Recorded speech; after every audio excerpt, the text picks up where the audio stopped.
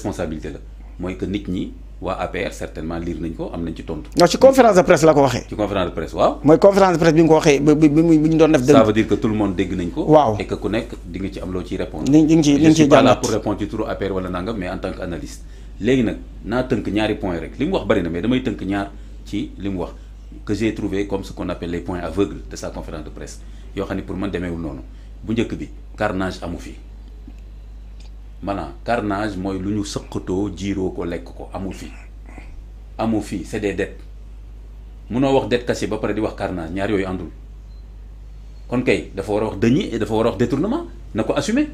d'abord man je suis pas contre ça na def conférence de presse assumé daal na effectivement on a détourné 4000 milliards te ñemewu ko wax je ne pense pas mu ñeme ko wax parce que financier la il gère le 3FPT donc carnage financier c'est un économiste waaw carnage financier amu fi. bu doon loolu la dès le départ gouvernement bi dañuy wax ne y a un détournement de 4000 milliards premier ministre dañ fi déggoon mu ne am na 1000 milliards ci benn compte déggatuñ ko kon moom bu mu fi ñëwaat encore fi ñu toll nii di wax affaire carnage financier amu fi kooku loolu benn la. ñaareel ba maanaam mooy que moom ci boppam wax na ni la Cour des comptes a retrouvé les dettes là wala les montants là wala les garanties moo tax ma ne li mu wax dafa bëri mais peu importe nañ ko tënk rek mooy. toutes les sommes là yi nga xam ni état bi da ko garantiral les sociétés parapubliques qui sont 7 8 9 xaw ma mais moom reconnaître na mu ne xoolal la Cour des comptes les a retrouvés dans les tableaux d'amortissement kon kay xam nañ fi mu nekk léegi kay kon question bi mooy que ni lu tax ñu fekk ko rek dans les tableaux d'amortissement bu nekkee dans les tableaux d'amortissement c'est pas caché kon kay fekk nañ ko fa léegi nag dañu war a wax ni mais dettes yooyu bi ko état bi di garantiral ces sociétés parapubliques dafa waroon jaar. Assemblée nationale. et cetera voilà. ñoom yëg daaw foofu laa ko doon xaar mais pas sa propagande li mu def ni propagande la c'est pas un discours technique donc foofu laa ko doon xaar donc carnage financier amu fi lu ñu fekk dans les tableaux Cour des comptes su fekkoon ngelaw la fekk dans les tableaux d'amortissement du fa fekk 4000 milliards donc ça veut dire que mi ngi fi beneen bi mooy à quelle fin keroog Ibrahima posé na question boobu c'est extrêmement important débat boobu ma defoon ak les jeunes cassé fii c'est extrêmement important mooy ban carnage ngay wax dette yooyu. état bi daf ko jël au nom de ces sociétés publiques mais sociétés publiques yooyu ñu ngi liggéeyal Sénégal doo ma ne Sénélec fi nekk nekkul di joxe courant doo ma ne Sogepa nekkul woon di def nangam doo ma ne nangam kon léegi xaalis boobu nekkul lu dem ci ay poche ay privé état bi daf ko gàddul sociétés yooyu léegi procédure bi moo tax ma lay wax ba tey maanaam mënoon nañ ko régler en tant que problème de famille daal ne procédure bi jaaduwul mais comme lekkuñu xaalis bi comme xaalis bi demul ci intérêt ñeneen ñu dul waa Sénégal kon nañ seet nuñ koy régler après on verra man pour man erreur bi foofu la nekk au départ léegi nag est-ce que jar na encore di defaat conférence presse bu mel nii pour encore ñu di wax ay carnage financier. ñoom seen conférence bi avocat yi bu ñuy génnee waa passé waa APR lañ doon tontu. ah mais même boo leen di tontu nga tontu leen sur le plan purement technique y a pas de carnage financier ah tableau d'amortissement yi Cour des comptes bu ko fa fekkee ça veut dire que état bi bind nañ ko fa su fekkoon kay Cour des comptes dafa ne ah xoolal j'aurais compris. Cour des comptes daal ne am na su ma calculer dette bi normalement xoolal 10 000 damay joxe exemple 10 000 la war a nekk mais man 5 000 laa fi fekk. yeneen 5 000 yi xaw ma fu mu dugg 4 000 yi waaw yeneen 5 000 yi xaw ma fu mu dugg man loolu ku ma wax loolu ma ne la y a quelque chose qui est caché. ok mais soo ma ne yeneen 5 000 yi fekk nañ ko ci tableau d'amortissement yi. am na ñu ko jox te signalé wuñu ko. mooy non ñëwuma sax ci non même buñ ko signalé wul fekk nañ ko ci tableau d'amortissement. waaw mu des nag léegi xam nañ société yi ñu ko jox yi ko état bi garantiral loolu nëbbuwul. sinon kon lu tax ñuy wax dette parapublique dette parapublique am na mooy ces sociétés là parapubliques donc carnage financier amu fi lu ñu mënta retrouver amu fi retrouver nañ ko mu des nag kon bu jaarul ci circuit budgétaire ak parlement loolu beneen question la boo xam ne sur le plan domestique on aurait pu régler ça mais quand même nañu respecter au moins termes yi ak les faits quoi voilà. mais imam beneen laaj bi mooy société yooyu noonu. déjà est-ce que parce que gis nañ fi nii ay emprunt maanaam ay tours yi nga wax yi nga xam ne nag dañ koy jël naan tour société waaye ci existence bi société bi amut yaakaar naa ni ñi nga xam ne ñoom ñooy enquêteurs yi seen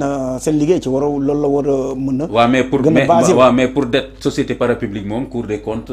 retrouvé na ko dans les tableaux d'amortissement kon bu dee boobu la moom du problème. là li nga wax ni là j'aurais des problèmes. là doon naa toog fii. suñu ma ne woon 2000 milliards yi. Cour des comptes nee na fi ñu ko fekk. loolu société boobu existé wul. ndax maanaam loolu nag je me dirais que on est mal parti on n'est pas sorti de l'ornière mais comme retrouvé nañ dans le tableau d'amortissement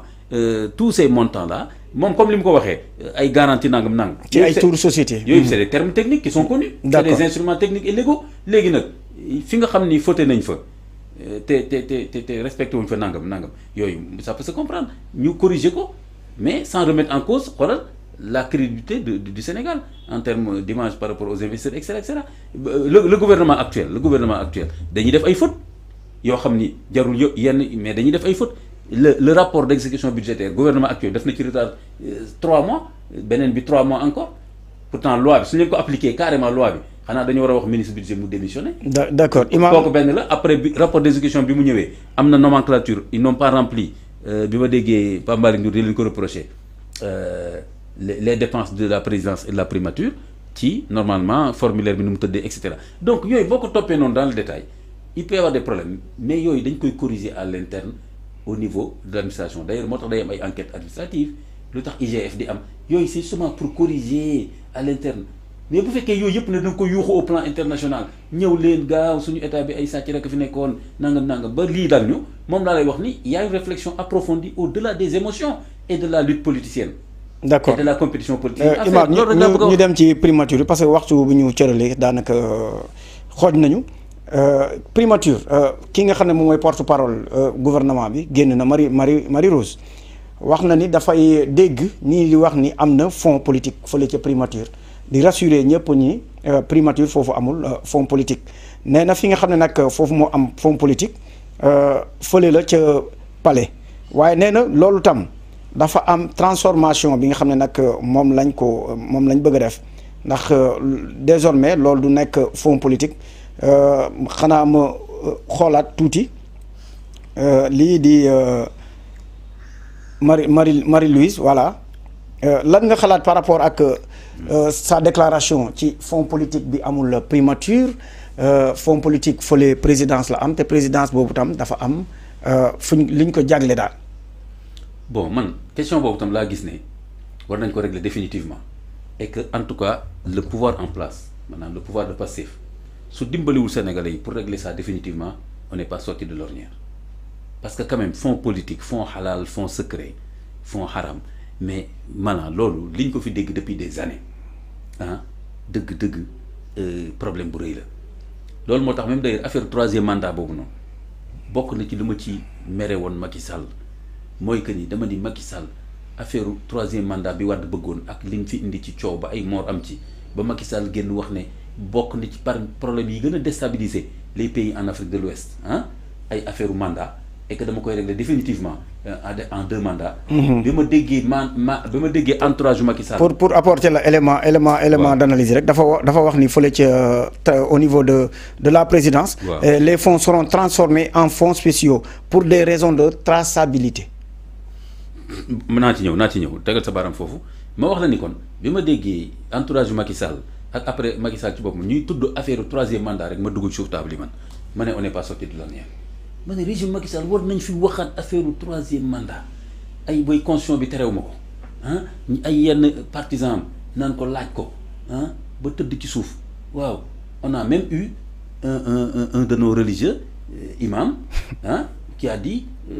jëlal mandat ba doyal yoo xam ne loolu dégg mu ko jàngu bi wax ko man may ma eggale loolu am naa man en tant que jeune religieux jeune religieux imam xam naa niveau bi ma toog